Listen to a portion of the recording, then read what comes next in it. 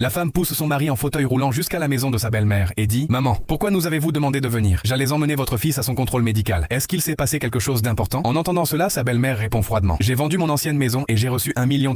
Je vais donner 900 000 $ à ton beau-frère cadet et à sa femme. Je garderai les 100 000 $ restants pour ma retraite afin de ne dépendre de personne. » Elle leur tend 200 $ et dit « Gardez ça tous les deux. Vous n'avez pas beaucoup de dépenses, alors cela devrait vous suffire. Si vous avez une objection, dites-le maintenant. » La belle-fille prend poliment l'argent et répond « Maman, vous êtes l'aînée de cette famille. Quelle que soit votre décision, mon mari et moi la respecterons. » La belle-mère dit avec dégoût « Regardez-vous tous les deux. Mon fils aîné est coincé dans un fauteuil roulant et ne peut même pas marcher. Et toi, tu as 3 filles et aucun fils. Vous n'avez pas besoin d'acheter une maison ou une voiture et vous n'avez pas beaucoup de dépenses. Mais mon fils cadet est différent. Il vient de se marier et sa femme attend des jumeaux. » Le fils cadet ajoute « Exactement, belle-sœur. Maman a raison. Nous sommes mariés depuis seulement 6 mois et nous attendons déjà des jumeaux. Je dois commencer à économiser dès maintenant pour une maison, une voiture et l'avenir de mes enfants. » La belle-fille aînée sourit et dit « Maman, si mon beau-frère cadet en a vraiment besoin à ce point, nous n'avons pas besoin de ces 200 $. Donnez-les lui. » Elle rend l'argent, s'approche de son mari et dit « Chérie, donne-moi les 50 000 $ que tu as dans ta poche. » Son mari lui remet silencieusement l'argent. Elle le donne à sa belle-mère et dit « Prenez aussi ces 50 000 $. Cela pourra peut-être alléger son fardeau. Ne vous inquiétez pas pour nous. Nous nous en sortirons. » La belle-mère prend l'argent et dit sarcastiquement « C'est tout ce que vous valez de toute façon. Et puis, vous n'avez que des filles. Alors vous n'avez pas beaucoup de dépenses. » Elle sourit à son fils cadet et dit « Tiens, mon fils, achète un joli rouge à lèvres à ta femme. » La belle-fille aînée, retenant ses larmes, dit « Maman, lorsque Dieu nous a bénis, nous avons ouvert notre maison et nos cœurs pour vous. Nous avons pris soin de vous. Nous vous avons respecté et nous vous avons donné avec joie tout ce que vous nous avez demandé. Aujourd'hui, vous avez donné chaque dollar à votre fils cadet et nous avons quand même accepté votre décision sans nous plaindre une seule fois. Mais ce qui me brise vraiment le cœur, c'est la façon dont vous traitez mes filles comme si elles valaient moins simplement parce qu'elles sont des filles. Ce sont vos propres petites filles. Pendant des années, elles ont espéré recevoir votre amour, attendant un câlin, un sourire ou même un petit cadeau d'anniversaire. Mais ce jour n'est jamais arrivé. Elles ne vous ont jamais demandé d'argent. Elles voulaient seulement l'amour de leur grand-mère. Dites-moi, maman, comment une grand-mère peut-elle détourner son cœur de ses propres petits-enfants? La belle-mère la pointe du doigt avec colère et dit « C'est mon argent et je le donnerai à qui je veux. J'aime davantage mon fils cadet. Ton entreprise est en train de faire faillite. Ton mari est en fauteuil roulant et je ne veux plus rien avoir à faire avec vous. » La belle-fille aînée répond calmement « Très bien, maman. Alors écoutez-moi attentivement. Si la jambe de votre fils aîné guérit un jour et qu'il peut se tenir debout tout seul, ne vous attendez pas à ce que nous prenions soin de vous lorsque vous serez âgé. » La belle-mère rit et répond « Ne t'inquiète pas, je vivrai avec mon fils cadet. Il prendra soin de moi. » La belle-fille aînée répond fermement « Très bien, maman. Ce sont vos paroles. Ne les regrettez simplement pas plus tard et ne venez pas nous demander de l'aide. » La belle-mère répond fièrement « Je ne le ferai jamais. » À ce moment-là, le fils cadet dit « Maman, oublie-les. Allons au restaurant. Arrête de te disputer avec eux. » Soudain, le secrétaire arrive et s'écrie « Patron !» En l'entendant, le fils aîné se lève de son fauteuil roulant et s'approche de lui. Le secrétaire demande « Patron, que faites-vous ici ?» La mère attrape la main de son fils avec stupéfaction et dit « Mon fils, ta jambe est guérie. Pourquoi ne me l'as-tu pas dit ?» Le fils aîné répond « Sérieusement, maman, j'allais vous le dire, mais maintenant cela n'a plus d'importance. À partir d'aujourd'hui, nos chemins se séparent. Je ne peux plus continuer comme ça. » La mère pointe son doigt vers lui avec colère et dit « Tu es devenu tellement irrespectueux. Si tu fais ça, personne ne te soutiendra. » Le fils aîné répond fermement « Que quelqu'un me soutienne ou non, je ne veux plus avoir de relation avec vous. » Puis il se tourne vers les spectateurs et dit « Mes amis, aujourd'hui j'ai décidé de quitter cette famille parce qu'ils ne m'appréciaient que lorsque j'avais de l'argent. Aujourd'hui, j'ai découvert leur vrai visage. À partir de maintenant, nous sommes des étrangers les uns pour les autres. Ai-je pris la bonne décision? Dites-moi ce que vous en pensez dans les commentaires. Si cette histoire vous a touché, pensez à